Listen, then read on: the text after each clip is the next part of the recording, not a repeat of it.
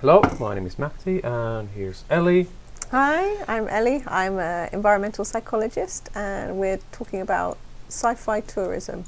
Yeah, and then tonight's subject is Kronos, which is a Klingon homeworld, and Kronos is a M-class habitable planet.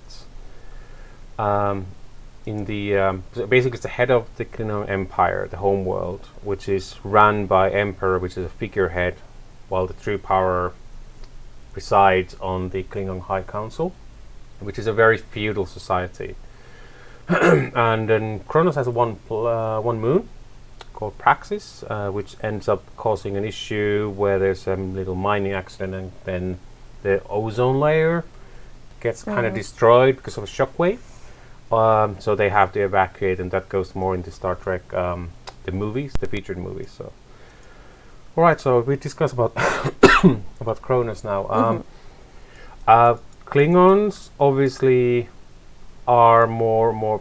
It's a feudal society and warrior society, more like maybe akin to Spartan ideals, and where there's no democracy. It's more of a empire ruling, and one person ruling over other, and it's very warrior tribalism with different clans fighting each other, or houses, sorry, and there's a lot of rituals which are very, again, more Spartan-esque, where like the strong survives, weak dies. Like example, the medicine in certain situations haven't developed past certain point where they think that's a waste of resource. They rather let the warrior die than heal them back up if they can't fight. And I think an important part of that is kind of the honor culture. You know, it's similar to maybe the Vikings or kind of feudal Japanese society. Perhaps I'm not an expert in that, but it's better to die an honorable death in battle than to die, There's very sick key. or something like that. Yeah, with Vikings was if you died in battle, you went to Valhalla or Volksfjärde, but that's from Freya or English name is Frida, but and then the sick and the weak went to Helheim or Hell, which is where it wasn't as honorable, basically. So, and I think we see some of that in the Klingon society as well. But last time we were talking about Vulcan and how they had also kind of a certain toughness or asceticism to their lifestyle, but that seemed to be mostly mental. Whereas I think for the Klingons, it's more kind of physical. And of course, the Vulcans were, a lot about suppressing emotions, both the good and the bad. So they obviously overt aggression was very much frowned upon, seen as not logical. Whereas for the Klingons, they're certainly mentally very tough, but it's a lot about physical toughness and aggression and warrior behavior as well. And they find pride in that kind of warrior behavior. Yeah, exactly. So it's another kind of quite codified society, I think, but in a different kind of way. It's less inward looking and more kind of outwardly aggressive. Yeah. Even though there's constant battle within, I think the houses are constantly fighting each other, even though they do find assassinations dishonorable. But it does happen obviously every now and then, and there's scheming in different levels, and obviously then also some connections with the Romulan society, who wants to obviously, when it comes to next generation, they want Klingons to turn against humans to kind of weaken the human alliance or federation. But it's an interesting culture. So I think so. I mean, I'm just looking as you're going through the building here, and kind of the architecture. It's a lot about strength, like all the use of triangles and like very angular shapes. This is kind of about toughness. Everything you see in kind of the design is like very sharp edges, and gives this impression of kind of warrior culture, I feel. Yeah, and even there, I remember their way of sleeping. It's a stone bed. Yeah, exactly. Like a warrior doesn't need all the cozy comforts and everything like that. Which is very Spartan. It is, because they saw that if you're soften up too much, you'd be too comfortable and you're weak. Yeah. But we were talking last time about kind of who would visit Vulcan. Like, why would you go there as a traveller? And I feel like there are maybe some similarities with the Klingon culture, but kind of more from a masculine perspective. I think last time we were kind of talking about travelers, going to Vulcan, maybe someone who wants a kind of spiritual retreat. But now there's very macho kind of experiences with Klingon. So the first thing that came to my mind was people who go to Thailand for kind of Thai boxing boot camps or something like martial arts, because that's obviously something that the Klingon culture was inspired by in the Star Trek creation, So people who want to kind of learn the way of a warrior and things like that. I can imagine visiting Kronos and visiting the Klingon culture would be quite interesting for those people. But what do you think, what kind of people, like from a modern society, what sort of people would like to try to join? Like, would that be more keen to this martial arts? Like I kind of feel like I feel like this is going to be a bloke's retreat. I don't know. Maybe this is like super sexist of me, but I feel like female visitors for a few weeks holiday would be quite rare. Not to say non-existent, certainly not, but like the whole vibe is very macho, and even the female Klingons are presented as being kind of quite aggressive, like more so than human females, let's say. So yeah, I feel like maybe this is kind of somewhere a guy would go on a gap year or something, or maybe someone who wants to take time out from their career to, I don't know, work on themselves a little bit. But get back to that kind of more aesthetic. Like boot camp, Yeah, type of vibe. Yeah, something like that. Well, I do like comparison with the Vikings as well. Is I remember them like Klingons also be a bit rowdy when it comes like drinking, and they will also drink with their enemies. Yeah. That's true. Like that's interesting, isn't it? I feel like there's. In a way, it reminds me kind of Finland and being a bit Nordic, like, when you're in the bar or something like that, it's a great leveler. It's not so much hierarchy. And people can challenge each other. It seems that Klingon society, like, you can challenge someone if you feel that they are no longer capable, Yeah, I think the presumption is that if you can't defend yourself, you're weak. Yeah, exactly. And that will weed out the weak. Yeah. So I feel like it'd be kind of one of those tough boot camp kind of trips if you were gonna go and visit. Maybe if you want to learn a martial art skill, like I don't know, with the batleth or something like that. Yeah. But having said that, we hear a lot, particularly in TNG, which I'm most familiar with, about the other aspects of Klingon culture. So the food, like a gach, best served live. Oh, that was Klingon like blood wine, I would be fine drinking. I feel like you would be okay with that. Yeah. Klingon opera as well. Okay. Maybe you're not so hyped for that. But with some of these exotic foods like gach or gach, however you pronounce it, very back of the throat. It also reminds me a bit of Mad Ventures, or Mad Cook, when they try all the exotic foods. Yeah, like someone who's really into trying weird foods, or weird from one's own perspective, I suppose. Like if you wanted to go on some kind of culinary tourism and try foods you'd never heard of, I bet the Klingon world would be a great place to try that. Yeah, like some of the other foods as well. Like it looks like, well, I wouldn't mind eating that. It's just kach is with worms that are still moving. That's that's not bit probably too much for me. But then again, maybe it's a waste of resources to cook it. So. But I mean, so there are other aspects of the culture that we hear about. So besides the warrior culture, there's the food, there's the music.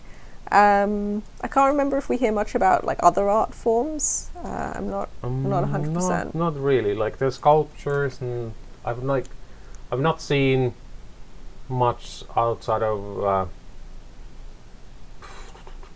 TNG, to be honest, about the culture aspect. More like like they do enjoy their rituals, and like Worf goes to holodeck quite often and kind of redo some of the rituals, or maybe his pastime seems to be more just practice fighting, which would be now maybe compared more keen to when we play, shooty games. It's like it's something like that. So he enjoys that kind of fighting in a virtual reality, obviously, which is not that far from our current media consumption in some levels. No. So again, similar to how we were saying with Vulcan last time, I feel like this would be a kind of trip where you might need a local guide or something, and especially kind of how to navigate the social structure. Not so much kind of the physical environment, but the social structure, like because of the emphasis on warlike behavior or machismo. I feel like you would need a guide to say like, hey, this is how it's done. I remember maybe some protection. Even, I was thinking more like guards. I don't know about a guard, but someone just to like let you know kind of the social norms and stuff. Because I remember there's one scene where I think Riker, he was on a kind of cultural exchange on a Klingon ship or something. Oh yeah. And he kind of didn't quite get some of the behavior in the bar and drinking and joshing, but once he was told about it and once he got some inside information, he was like right in there. He loved it, but he needed a bit of guidance from someone who knew the culture. Yeah, and he had the one he befriended a bit. They had a bit of a row, and then that's it, because he ended up being kind of this second in command to the Klingon captain, I think, of that ship, and having to challenge him and stuff. And I think that kind of behavior might not come as second nature to someone from a human society. No. So having a local guide, I think we're finding this as a recurring theme in sci-fi tourism. Having someone on the ground who can give you the lowdown. Yeah, but even more so in Klingon worlds, I think you need a local guide, because otherwise you will end up in trouble. And I don't think they make distinction between different species. So if they feel insulted and they want to fight, I don't think they would understand the fact that, well, you're a human, you don't understand the rituals, the culture here. They would still want to fight you. When Vulcans probably might be more open, maybe understanding, well, you just don't understand. Fair enough. But maybe Klingons are more like, no, we're going to fight right now. Yeah, that's interesting. Well, their culture, I think, they're very proud of it, obviously. And I think like if you're on the Klingon homeworld, I would imagine you're expected to do what Klingons do. Yeah, and I think they're slightly more on the xenophobic side in a certain levels as well, because they are aggressive and they don't make a lot of compromises in that way, like Vulcans probably would.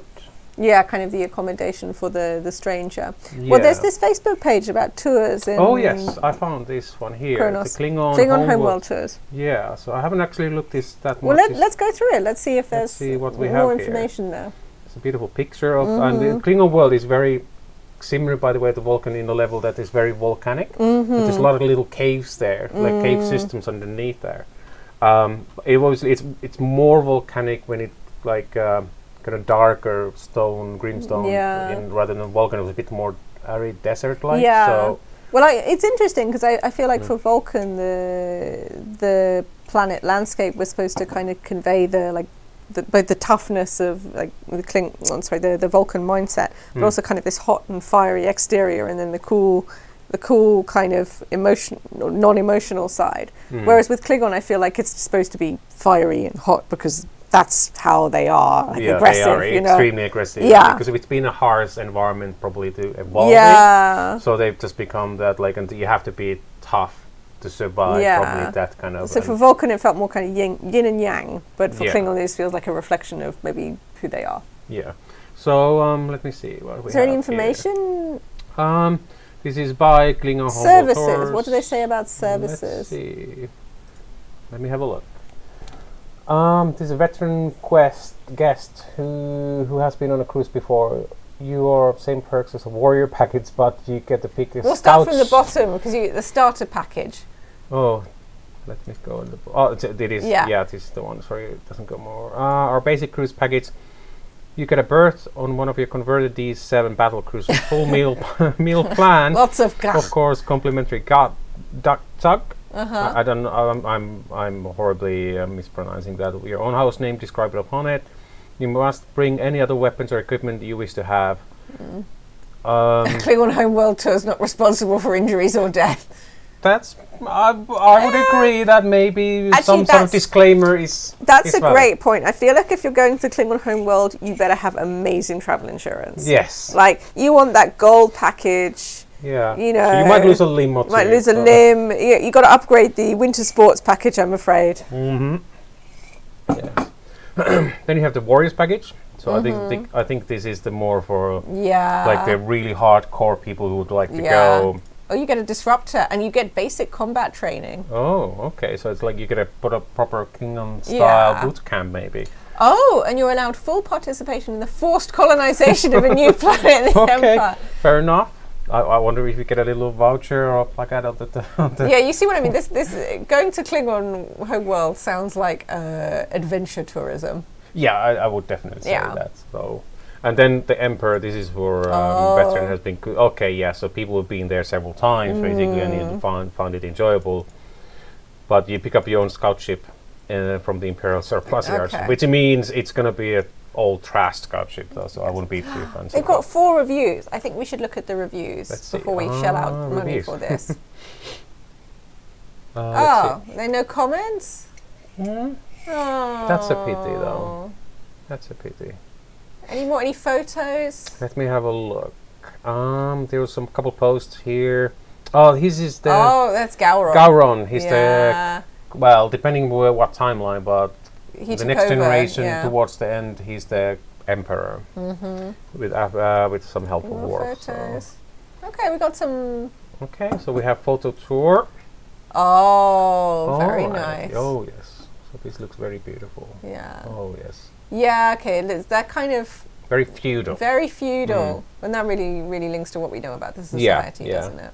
And it has a lot of city landscape as well. Like the cities seem to be, very massive, like huge cities. But you can definitely see how in the design of the Klingon culture, I think they've borrowed a lot from kind of Japanese influence. Even the buildings, they have that kind of style. Yeah, and it's like. Maybe a bit like Chinese. Maybe. Some level. Yeah. Because I think there's more Asian kind of like reference maybe rather than let's say our medieval European. Yeah, I don't. I mean, it's definitely not. I think drawing on kind of European styles. I think this is a bit more like, and if that's kind of culture. So if in a modern day, like we said, that people who want to like adventure tourism. And I think that's the type of people who currently maybe go to Asia to find that kind of I think so. It seems like if you want an adrenaline packed holiday. Like I've had friends who went to China to climb these kind of beautiful mountains. And obviously that is more keen to adventure because it is at the same time dangerous. So you can end up that's the thing. hurting yourself. I think this holiday would not be for me, I have to be honest. Oh. I would like to try like the small package. Okay, like you can go on like a bloke's holiday, all right? Or with your friends. Yeah. Buddy, so. But it looks beautiful. This is I don't know. I just imagine like lots of lads sitting in the Klingon bar, drinking and shouting. Oh yeah, that absolutely. And then when you come back home, the stories. Oh, the stories. Yeah, well, there You'll would be never no guess end. what we saw. There would be no end. Oh my God, I've just thought of it. If you're getting married and you have a lot of money for a stag do. Oh yes. This is what guys I think a lot of people they would go crazy for this. And then the men would come back home with all bruised up. Yeah, that was a good trip. That's it. So like you said, you wouldn't go. I think it's not for me. I think I would find it a bit too aggressive and I don't know, too challenging. I can certainly appreciate like how interesting it might be, but my idea of traveling is more about kind of pottering around and something a bit quiet and contemplative, and I just feel like this might be a bit much for me. Yeah, because I don't think people would go there just to see their views. No. This is more active. Action. More about a kind of adrenaline experience, I feel. Yeah. And I'm not so much into that. So I think not for me, but I can definitely appreciate the good qualities of it. Yeah.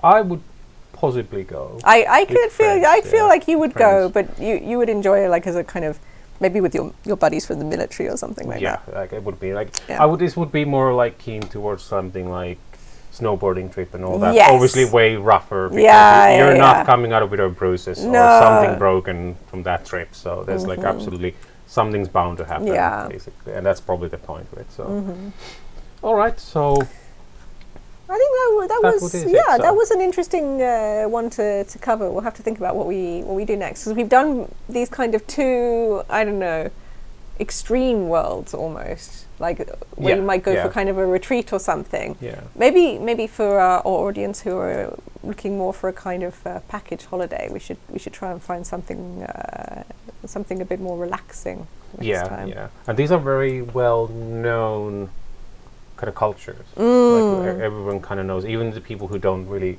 know anything about Star Trek, but they would know Yeah. Klingons. Also It is Vulcans, just- like, yeah. it's so all over the place. So But same I with feel like Vulcans, but I feel like this has given us a good insight. So I look forward to next time. all right, well, let's see what we come up with next time. Yeah, thank you. Right, thank you, and have a nice evening. Bye-bye. Bye bye.